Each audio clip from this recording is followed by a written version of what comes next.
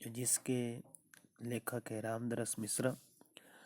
और इस का जो प्रकार है वह है कहानी है।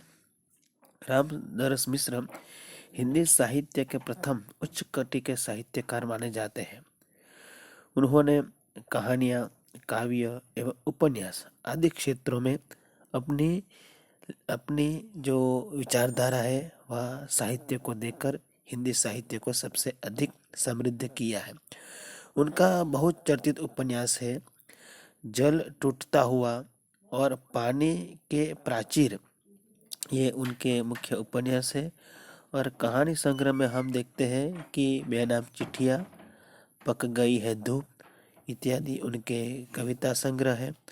और जो कहानियों में देखते हैं तो खाली बर, बसंत का एक दिन, ये उनकी जो मुख्य कहानियाँ संग्रह है। यहाँ पर जो टाइटल है एक यात्रा यह भी एक कहानी है।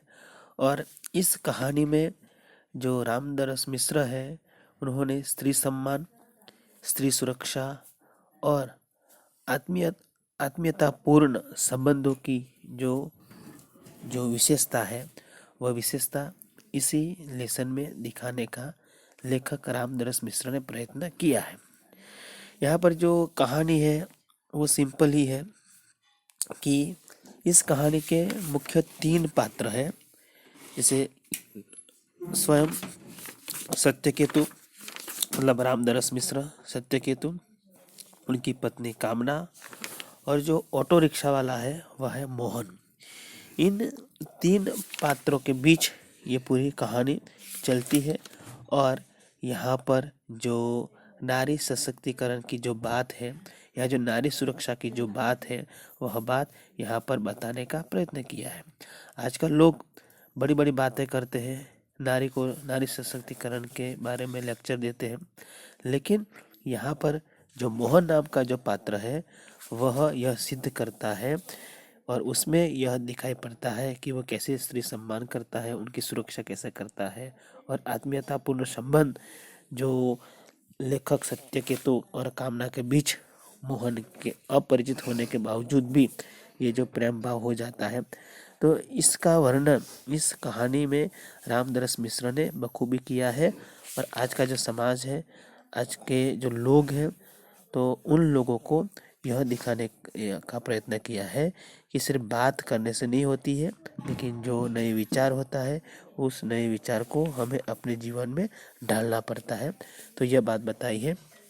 यहाँ पर जो जो लेखक थे सत्यकेतु, मतलब कहीं वो यात्रा भीरु थे, मतलब कहीं पर जाना होता तो उनके मन में यह डर रहता कि मैं समय पर वहाँ जाऊँगा, पहुँच जाऊँगा कि नहीं, मैं जाऊँगा तो ऑटो वाला मिलेगा कि नहीं या कोई ठग लेगा। इस तरह उनके मन में यह यात्रा भीरु था।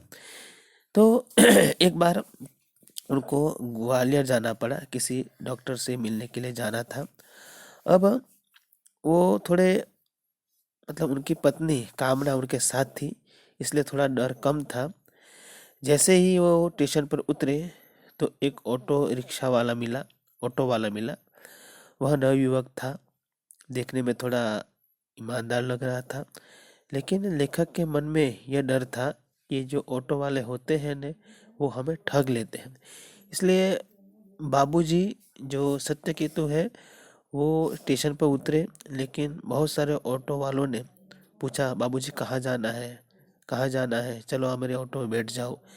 एक दूर एक जो नवयुवक था वो भी चिल्ला रहा था, बाबूजी आप आखिर कहीं जाएंगे ही और कोई ऑटो करेंगे ही ना, तो फिर मेरा ऑटो क्यों नहीं। और इसकी जो ये जिद थी और आवाज़ ने जो सत्यकेतु को आकर्षित कर लिया और उनको स्वीकृति दे दी कि चलो भाई। वह प्रेम भरी बातें करता रहा और हमें डॉक्टर के घर पहुंचा दिया। जैसे ही वो वहाँ गए तो देखा कि डॉक्टर का जो क्लिनिक था वो बदल गया था। तो जो ऑटो वाला था वो हमारे कहे बिना वह इंतज़ार कर रहा था और उन्होंने हमें जो नई जगह थी जहाँ पर डॉक्टर ने जो ये अपना पता बदल दिया था वहीं पर पहुँचा दिया। फिर मैंने कहा कि भाई कितने पैसे हुए, तो बाबूजी बाबूजी मतलब सत्यकेतु को ये जो ऑटो वाला है वो बाबूजी कहता है कि हे बाबूजी, जो वैसे डॉक्टर के घर से यहाँ तक का किराया तो अतिरिक्त हो गया है, मतलब अतिरिक्त हो गया, ज़्यादा हो गया है। उसने पूछा बाबूजी यहाँ से कहाँ जाओगे? उसने मैंने होटल का नाम दिया और कहा भाई तुम जाओ, वहाँ देर लग सकती है। फिर वो कुछ बोला नहीं।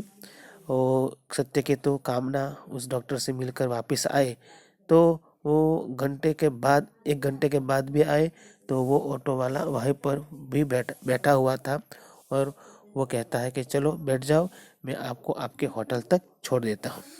फिर फिर वो जो ऑटो वाला है उससे पूछता है कि अब मैं फिर कब आऊँ? यानी आप शहर में घूमेंगे फिरेंगे ना, आपको कहाँ कहाँ जाना है, ले चलूँ? तो वो बोलता है कि वैसे यहाँ कब तक रुकना है? तो सत्यकेतु कहते हैं कि कल शताब्दी ट्रेन से हम लौट जाएंगे, तो फिर आपको जब भी यहाँ घूमना हो तो मुझे फ़ोन कर देना, मैं आप यहाँ पर मैं आ जाऊँगा। अब दूसरे दिन उसने घूमने का कार्यक्रम मतलब शुरू किया। फिर जो ऑटो वाला जो मोहन है, सत्यकेतु है और कामना के बीच धीरे धीरे रिश्ता जो है वो रिश्ता गहरा होते जा रहा था। अभी धीरे धीरे उनके साथ चाय भी पी। तब अब जो है, जो लेखक की जो पत्नी है, उससे उसने उसको पूछा कि बेटे कि तुम यही ग्वालियर के ही हो? तब वो जो अपनी जो कहानी है वो कहानी सुनाता है। वो कहता है कि नहीं अम्मा, मैं मूलतः आगरा का हूँ, लेकिन यहाँ आना पड़ गया। तो कैसे आना पड़ गया? तो कहता है कि जो मेरा परिवार आगरा है, मेरे माँ बाप चल बसे हैं, मैं अपने भैया के साथ रहता हूँ। वो मेरे भैया वकील है, मैं भी बीए पास हूँ। कोई नौकरी की तलाश में खोज रहा था कि डॉट डॉट डॉट, मतलब अब वो यहाँ पर प्रसंग है, इसलिए एक चुप्पी सी छा गई। फिर हमें लगा कि उसके साथ कोई अवांछित घटना घटित होगी। परिणाम स्वरूप ये जो है बोलता, जो अपनी बात बताता हुआ रुक गया है। फिर हमने कहा कि वो पूछता है कि मैं नौकरी के तलाश में इधर उधर भटक रहा था कि एक दिन भटक कर लौट रहा था। तो ये घटना बता रहा था कि एक परिचित लड़की थी, वो घबराई हुई मेरे पास आ जाती है और कहती है मोहन मुझे बचा लो। तो मैंने पूछा क्या हुआ? तो वो लड़की कहती है कि जो मेरे माँ बाप है ना, वो एक अधेड़ युवक के साथ मुझे बेच रहे हैं। अब मैं कुएं में गिरकर जान दे दूंगी, किंतु उसके घुसट अधेड़ के साथ नहीं जाओगी। तो जो ये बात मोहन को बताई तो मोहन बहुत ही असमंजस में पड़ गया कि अब मैं क्या करूं, ये बेचारी लड़की मर जाएगी तो ये उनके जो माँ बाप कैसे हैं जो एक अधेड़ के साथ बेच रहे हैं। इसलिए मैं स्टेशन पर, मतलब पुलिस स्टेशन पे उनको ले गया। वहाँ पर मैंने थानेदार था, उन थानेदार को सारी बात बताई। थानेदार ने एफआईआर लिखा। फिर उसके माता पिता जो थे वो उनको हवालात में बंद कर देता। लेकिन फिलहाल चिंता इस लड़के की थी कि ये आखिर क्या करेगी बेचारी, ये बेचारी क्या करेगी। इसलिए एक छोटी सी चुप्पी के बाद एकाएक बोले, थानेदार बोला कि तुम्हारी शादी हो गई है? तो मोहन ने सिर हिलाया कि अब मेरी शादी नहीं हुई है। क्या तुम इससे शादी करोगे? तो इस आकस्मिक प्रस्ताव से जो मोहन था वो बेचारा घबरा गया, लेकिन उसे लगा कि इसमें बुराई क्या है, और वह यह भी जानता है कि मैं इस लड़के को भी जानता हूँ। अब थानेदार ने पूछा तो उसने वैसे ही स्वीकृति दे दी। लेकिन लेकिन क्या मोहन?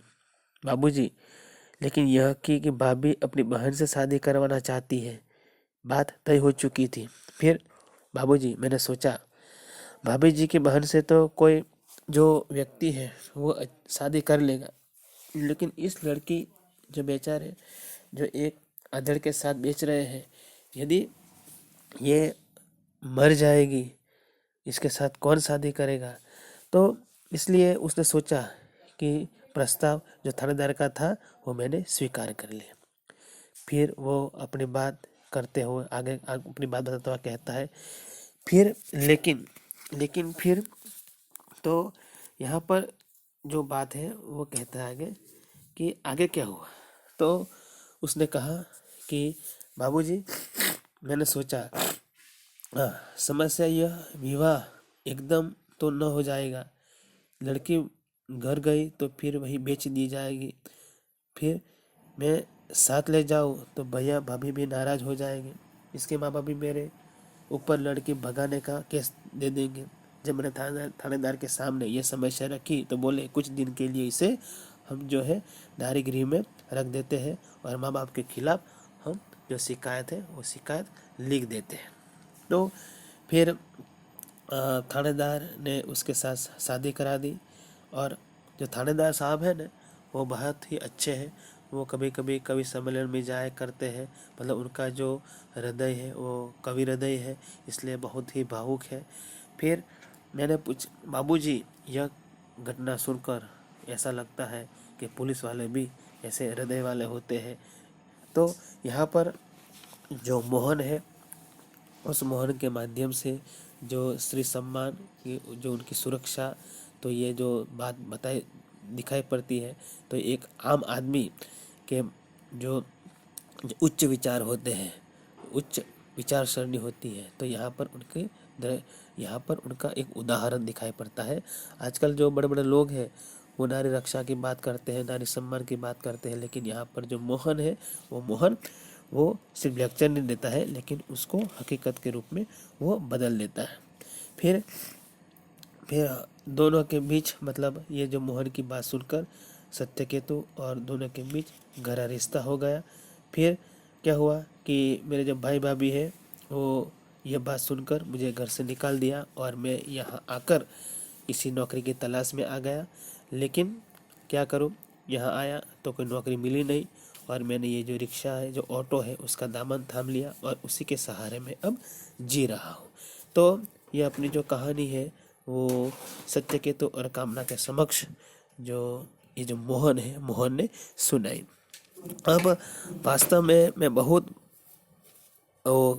बाबूजी कहते हैं कि मोहन तो वास्तव में बहुत बड़े हो, क्योंकि जो बड़े बड़े लोग तो नारी हित में बड़े बड़े लेक्चर देते हैं, कविताएं लिखते हैं, किंतु अपने व्यवहार में नहीं उतारते, लेकिन तुमने तो बहुत सहज भाव से एक लड़की को दुर्दशाग्रस्त होने से बचा लिया और अपने जीवन के साथ उसे सम्मान और उसे अपने जीवन में अपनाया। तो नारी को यहाँ सम्मान भी दिया तूने, उनकी रक्षा भी की। तो यहाँ पर जो कवि का, लेखक का जो मतलब उद्देश्य है नारी सम्मान की, तो ये मोहन के जो पात्र है उनके द्वारा यहाँ पर दिखाई देता है। और बाबूजी भी इस कार्य से बहुत संतोष हुआ, उन्होंने भी उनके मोहन की सराहना की और मैंने तो एक बार उसका उद्धार किया, किंतु वह तो प्राय मुझे संकटों से उबारती रहती है। फिर मोहन की यह कहानी हम पर छा गई और हमारे मन में कितना बड़ा हो गया। मतलब अब ये जो सत्यकेतु है और कामना है और मोहन को बड़े सम्मान के साथ वो देखते हैं। फिर गाड़ी का समय हो रहा था, मोहन हमें लेकर स्टेशन आ गया और जैसे स्टेशन आया तो सत्यकेतु ने 500 रुपये की नोट निकाल कर उनको दी। तब मोहन जो 200 रुपये लेता है और 300 रुपये वापस करता है, तब जो सत्यकेतु है, जो बाबूजी है, वो कहते हैं तुम अपने पास रख लो। तो वो कहता है बाबूजी, लेकिन एक शर्त है। क्या है बाबूजी? तो क्या है? तो ये 500 रुपये चुपचाप तुम्हें लेने ही पड़ेंगे, लेकिन उससे 300 रुपये अपनी जेब में रख लिए। जैसे कह रहा है कि यह कैसी शर्त है, रख दी बाबूजी, मतलब 500 रुपये ही दिए। फिर वो जब ट्रेन आई तो दूर से पूछा कि बाबूजी, जब भी आप आओ तो मुझे फ़ोन कर देना, आपका फ़ोन मेरे जो फ़ोन में है वो सेव है। और तब अंत में जो ट्रेन आती है और वो अपने ट्रेन में बैठकर अपने शहर की ओर विदा हो जाते हैं। तो यहाँ पर जो यह एक यात्रा, यह भी जो रामदरस मिश्र की जो अच्छी कहानी है और इसमें स्त्री सम्मान और स्त्री सुरक्षा और आत्मीयतापूर्ण संबंधों की यहाँ पर बात की गई है।